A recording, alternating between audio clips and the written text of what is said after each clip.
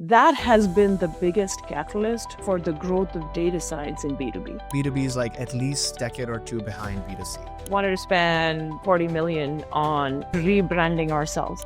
Insights into the innovations and revolutions of the marketing world.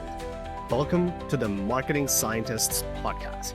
Hey everyone, and welcome to another episode of The Marketing Scientists. Today is a special one. In today's episode, we're going to talk to Rucha Fulay, who leads data and analytics at Confluent.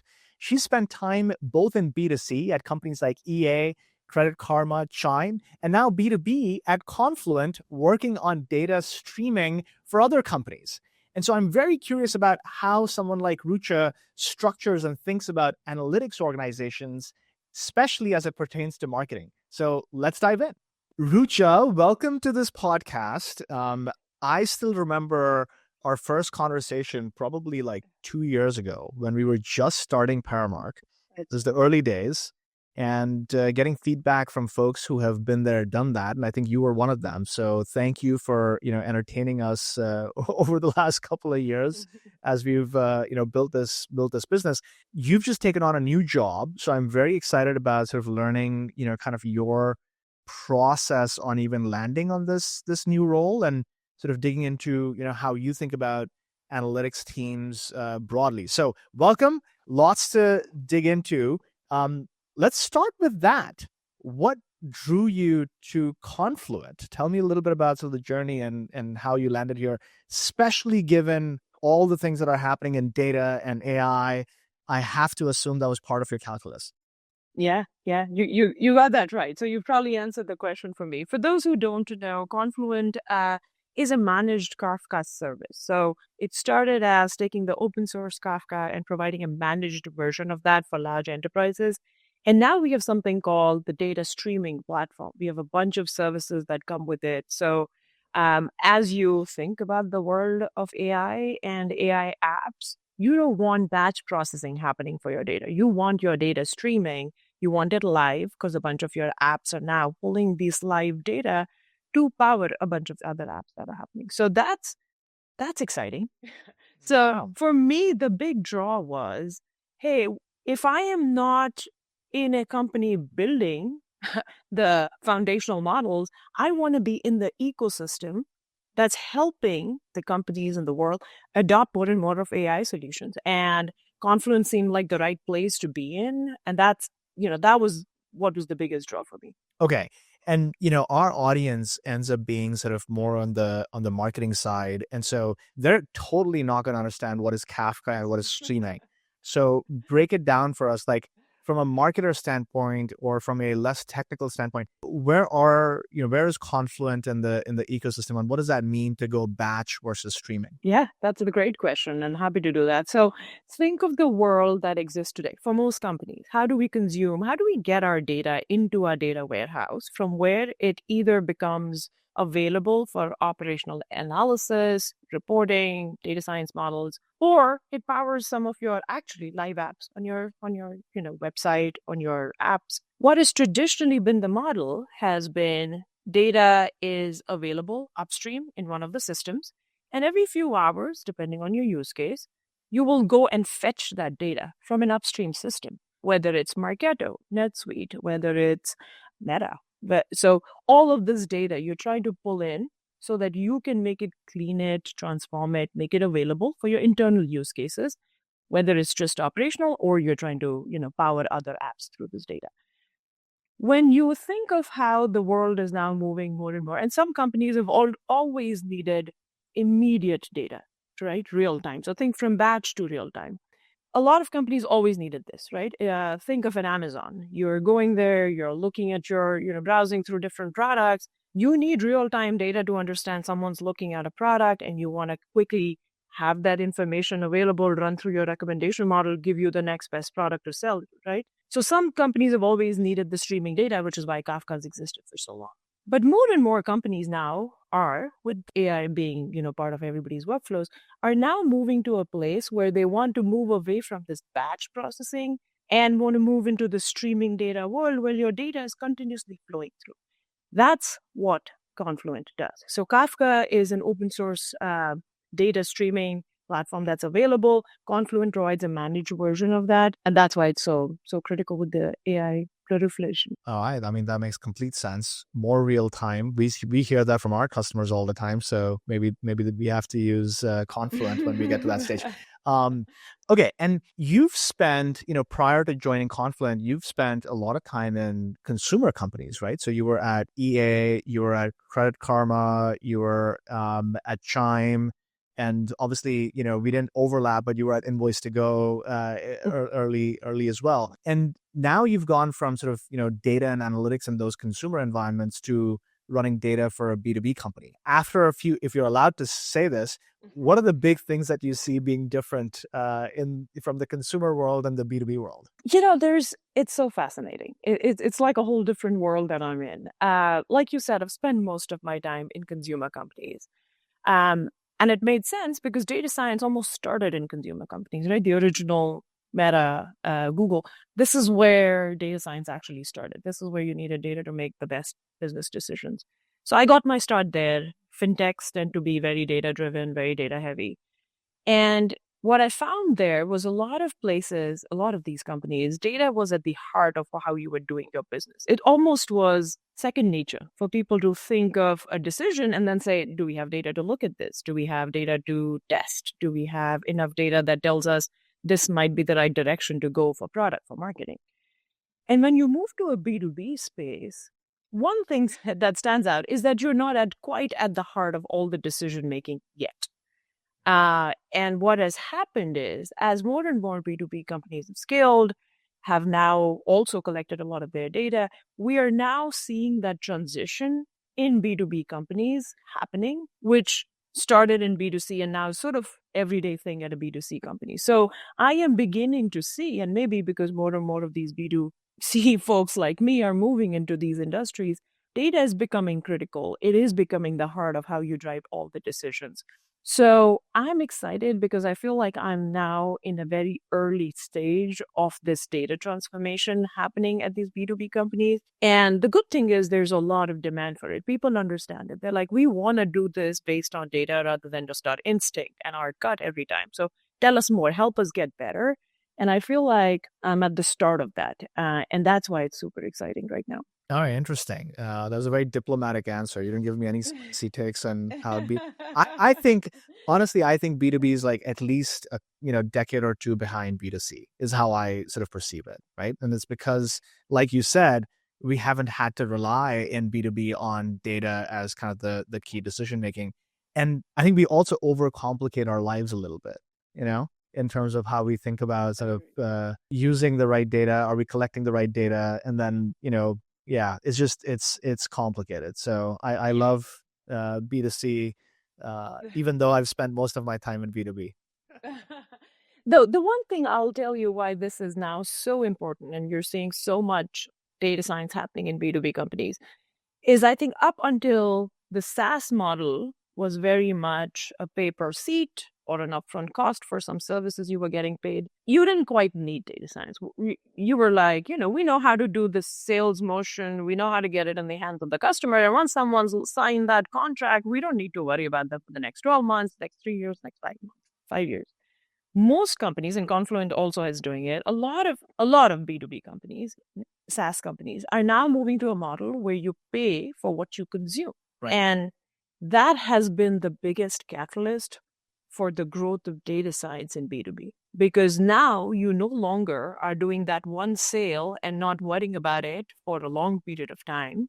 Now you are worrying every week, every month, and trying to understand the patterns, the trends, so that you can make sure that your revenue keeps up, because now everyone has to consume your service in order for you to get paid. And that has been a huge mindset shift in B2B companies. And that has been the biggest catalyst in my mind for why data science has become so important now. That's a good one. I think I agree with you. I would add another thing, which is the B2B companies that focus on SMB and sort of high velocity businesses or high volume businesses have always kind of been closer to the consumer world. And I think the struggle that the larger enterprise-ish companies have is very hard for them to kind of figure out how to even measure things, right? We get lost in it's a 12-month sales cycle, right? Like, so when you try to apply sort of marketing and sales measurement, it's like, well, how do you make sense of it? It's just a very different world from, the capabilities of data science. And also just like, do you even have the data to do the data science on? Okay, cool. So let's switch gears a little bit. So, you've led data teams, you've been an IC, data person in your career. If you were advising let's just pick a prototypical customer, like 50 million, $100 million business, could be B2C, could be B2B, they're investing in sales and marketing quite a lot. They have a high velocity business, and you are advising them on how to set up their data team. What would you recommend? What's what have you seen work well as, hey, here's how you set up a data team. Here are the capabilities that you try to build in-house. Here's how you service your customers. Here's what you outsource. Things like that come to mind. Yeah, I think if you're making your first data hires in today's sort of world of different tools being available, a lot of automation happening in the data space, hire full stack data folks, right? I think the larger you do get into this, hire a data scientist and a data engineer and an analytics engineer and an analyst. That world doesn't need to exist at a much smaller scale because your data is smaller, your infrastructure on the back end now, a lot of it can be out of the box tools that just help you do quick ETL setups, quick data streaming setups. So you don't, for the scale of the data for a smaller company, you actually probably don't need specialized roles. You need full stack folks who can do some ETL work using the tools available, who can make sure you can do transformations on your data, lots of good tools out there. And then someone who can also make sense of that data to early on drive insight so that the business can move forward. That's how I would start. I think after a certain scale, the specialization makes sense. The scale of the data is big companies, lots of layers, stakeholder management, all of that becomes big. But early on, you want someone who can do all of it and just go figured out solutions. It's amazing. The full stack concept applies everywhere, right? It's like hire generalist, full stack marketer, full stack engineer. How do you even find a full stack data person? What does that even mean? Like, I find that to be not an easy role to fill, but I'm curious, like, if you have any tips or tricks, like who fits into that mold well? I don't know if we can just go out. Like I even now, I don't see job descriptions that say you need to be a full stack data person, right? It's always like, can you be an analyst? Can you be a data scientist? I think what you look for is someone who's not too far into their careers, because what happens is you become super specialized and then it's hard to pick up the other skills. It's a learning curve. I think you look for someone who's got a few years of experience, has probably done one of the data things, right? One of the data fields. They've been a data scientist or a data engineer or an analytics engineer, someone who's done some specialization because that's how the world is structured today. So that's what you're going to find. But someone who can be curious and quickly learn a bunch of things. And throughout my career, we've hired for specific specialized roles, but I've always found the superstars in all these teams who actually very seamlessly picked up other skills from, adjacent domains and could move fast. The good news is, with a lot of the AI tools available in the data space, that learning curve has just become so short. It's so much easier if you are a data scientist to understand what happens on the back end, right? Self-service ETL has become a thing. So it's become much easier to just pick up an adjacent domain and quickly, ramp up your skills on that. So someone who's curious, who can just understand data, I think anyone which domain they come from, I think it will still make them a full stack data person. I like that. It almost makes me think that you want a generalist CS major who, you've got a good foundational understanding, and then, you just kind of pick up everything else with all of the AI that's available now. It's a very good point. I like it. Okay. All right. I have a spicy question for you. Data is always at the heart of decision making in the environments that you have seen, in the environments that I have seen. Can you think of a time when there was a massive disconnect between what the data was saying and what the business was intuiting about a core part of the strategy? And I'm curious, like, how you handled that as a data leader. Like, if an example like that comes to mind. Lots of examples, because that happens often, right? And I won't name a company or, a specific project, but I'll give you an overview of what was going on.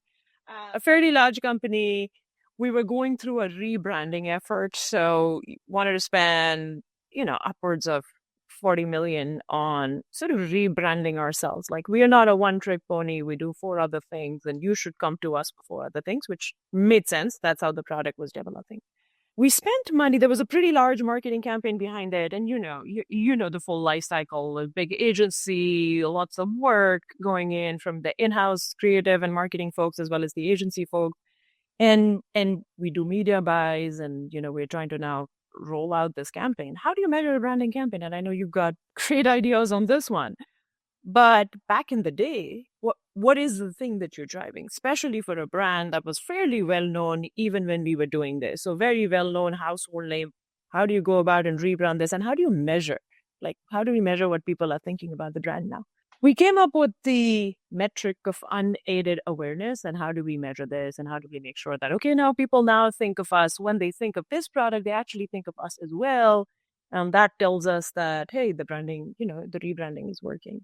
We ran this thing for over 12 months, measured it every month, spent quite a bit of money, and nothing in the data pointed to any success in this rebranding story.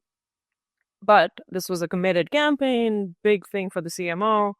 So anything the data said that just said, hey, this isn't quite getting us what we want, was hearsay. You don't say that in the company. So that's one of the more sort of very much head-to-head. Well, data is saying this isn't quite doing anything for us. We're spending a lot of money. This is much, going to direct response. Let's get other stuff, other ways to get this out. And, we were pretty hell-bent on spending that money on rebranding. Yeah, I mean, the number of times I've heard this, yes, the number of times we all have gone through that, right? And Yeah. it's such a hard thing because in the field of marketing, you kind of have to make a commitment, right? Like, so I put myself in the CMO shoes, like, well, all right, your business depends on this diversification of your one product to multi-product. Yes, you have to, implant these new memories and, jobs to be done in your customers' minds. Yes, you have to educate them. Yes, marketing is a great way of doing it. But boy, if it doesn't work, it's hard, right? Yeah. And so, and the time it takes to do such a shift is so long and so much money spent that it is hard to be a CMO in this situation. well, let's dig into this because it's a really like if that particular marketing team or CMO had the flexibility, how would you have constructed this case for it to be maybe less risky or less pressureful? What would you have recommended to that CMOs? Like, how could you have done this in a way that allowed you to learn faster and not have to take such a big hit in terms of money spent and not really having something to show for? What's your take on that? Like, do you have any ideas? I mean, the branding stuff was a little bit harder because we did like national buys for the economies of scale, right? All of that. I think if you did have the flexibility, the standard marketing playbook, do it in a small DMA, a handful of DMAs, try to see if things are moving in the right direction, right? Before you commit to a full rollout, we, I think, went all in, which ended up being costly campaign. So that was, overall from a structuring your marketing side of the house, how do you do it, to limited markets, really run this massive saturation, right? Get your URPs up, and then make sure you can read this and you can see at least some movement before you say, all right, this is what we want to do nationally.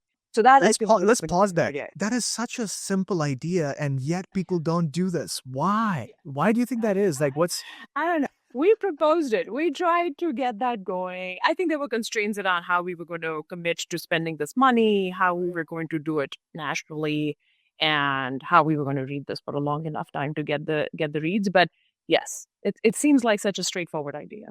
It's a very straightforward idea. Have you, this hit my feed just a couple of days ago. If you let an ant walk on a piece of paper, like just white paper, and then if you take a Sharpie and you draw a line around the ant thinks that it can't step outside that line. Really? Yes. I haven't seen that before. All right. You should try it next time. So what happens is like we all put these boundaries around ourselves of like things that we can't do. And I feel like what happens with marketing leaders is like, hey, I need to show up. How can I do this this amazing rebrand campaign and do it in like 2 DMAs, right? It's like it's an artificial Yeah. boundary that we've drawn around ourselves of like, that's just not how you do marketing. And Right. I think that is a thing that we have to break through. Now, going back to the ant, the first time the ant figures out by mistake to cross that line, no amount of lines can hold it in again. Oh my God. We need that for marketers. Yes. Oh my God. Okay, that's a good one. That's a good one. Well, let's build on that because you've seen a lot in your career. Have you had examples where you've seen something surprising in terms of success? So things that you would not have expected to work, but like, they just work massively. Anything like that comes to mind? Lots of examples. I'm trying to think of a good one here. Yeah, this is more on the product side, probably. And I can name the company that Credit Karma. We rolled out a product feature. So if you've been a member, which I'm sure many of your listeners have been, you go into the app, you check your score. And a lot of times the score was, it's a weekly refresh or a monthly refresh based on how you're doing it. So it wasn't quite real time. We wanted to roll it out and say, hey, we're going to do daily refreshes, which kind of increases our DAUs, gives us it's more timely. We can send more notifications, get them coming back into the app, which was great because that's just more ad bats for conversions. And being the data skeptic that I am, I was like, really? Does it matter if you're doing this every day versus like weekly? And you would be shocked the kind of lift we saw from just like a daily refresh of your scores, notifications that went in, even people knowing that this was getting updated daily, brought big lifts in our DAU. So that was actually a fairly surprising finding. Interesting. People care about their credit score on a daily basis. I'm thinking back to my own Credit Karma behavior. There was a period of time when I would check it a lot, and I don't know why I would check it a lot. Like, I don't know the logical reason behind it. But and then at a certain point, I just stopped. And yeah, I don't know. That's an interesting observation. Yeah, it's when you're in the market for a financial product, you're super invested in your score, so you constantly want to know what's happening. So we would see that often. We would see people come in, spike, get a product, and then disappear, right? So we would see that often in the product, and we used a lot of that into a modeling to understand who might be in the market. All right, now that makes sense. Maybe it was when I was buying a house, so there was a correlation. Okay, fantastic. All right, so you've joined Confluent, and I'm going to bring you back to B2B now a little bit. If you were helping a B2B team think about their marketing measurement, and I'll give you an example of like the type of company, and maybe Confluent is a perfect example of this, right? You probably spend, money on events, and you spend money on, media, right? LinkedIn ads and Google ads. You probably have, webinars and field marketing and sales outbound, all of these like things that you can say are your marketing mix. And if you had to figure out how to evaluate the impact of those things on, people will, let's start. What would your measure of success for marketing even be in a B2B environment? Do you go all the way to close won revenue? Do you do pipeline? Do you do leads? Do you do traffic? Which one? How do you think about that? It's a great question because one that we're deeply thinking about at Confluent as well. We don't measure all the way to revenue, not the real top of funnel, right? Because think about how a sales process works and how B2B sales happen, right? It's not that I'm at an event, I go to many of these data events, I'll sign up for something. Does not mean that I'm actually, even if I'm fully invested in a tool, in bringing some new use case, solving a specific use case in my team or the company, I cannot make sure that full cycle will land. I individually will probably not be the one who will completely 100% own that decision.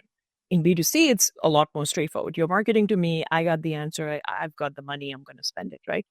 In a B2B space, there's a long lead cycle. There has to be a use for it. There has to be the right time. The budgets have to be opened up. The tech, because we are part of your data tech stack, it has to be the right timing because some people will, hey, we're getting data streaming and now we're going to change a few things on our internal other things that we have in our pipelines. All of that has to line up for a sale to happen. So it's not that immediate. So what we do is we move fairly upfront.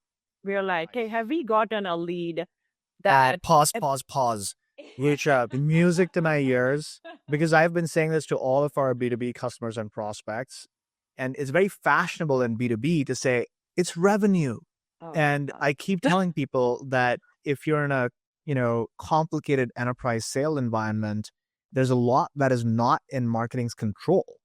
Yeah. And so you're just finding false relationships if you try to go all the way to revenue. So Yeah. Oh, great. absolutely. Let's talk about leads. Okay. So how So what we do, right? Like multiple different things that we are toying with. So is it we move up funnel, we try to understand where the leads are coming from, and then can we get a lead to have a conversation with one of our sales reps? That's a great measure, right? Because once we've gotten you engaged, we've got enough traction that you're actually willing to sit with us and talk about what your need is. From that point on, there's a lot of different things that are going to influence whether we take you to revenue.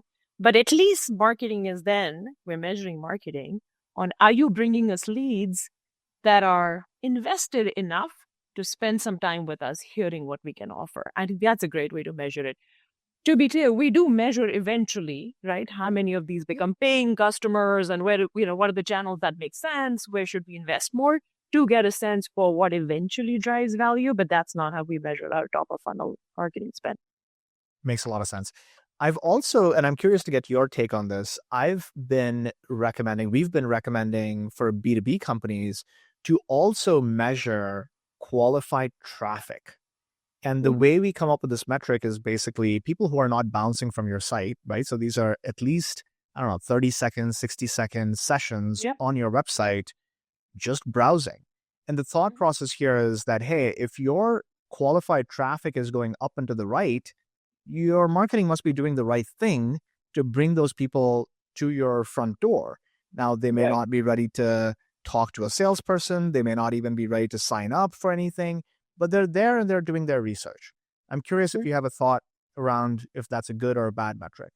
I think that's a great metric. What we end up doing at Confluent, we do have a product-led growth motion as well. So you can actually come in, set up an account, take a look at the console, spin up a cluster if you want. So we actually have enabled it for individuals to come set it up. If that's possible for any B2B company, I think they should do it, right? We've found great leads that come through that. People give it a go. These are data practitioners, data engineers who are trying the product out. And a lot of times those eventually do lead to conversions for us. So if you can do that, whether they are looking at your white papers, whether they are looking at your recorded videos around your product and what it can do for you, or filling out inquiry pages, great ways to figure out whether you're getting interested traffic on your website. People throw all of that into vanity metrics nowadays. Those are vanity metrics. Those are not leading indicators of eventual revenue. Okay, I'm glad I am not the only one who thinks this way. Fantastic. All right, I'm going to switch into rapid fire mode and then we'll bring it to a close. So a couple of questions. This could be B2C, it could be B2B, or it could be like product centric.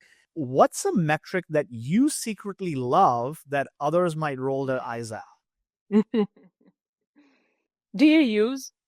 I think a lot of people think it's vanity metric. In a lot of companies, that is a great indication for where your revenue is going to go.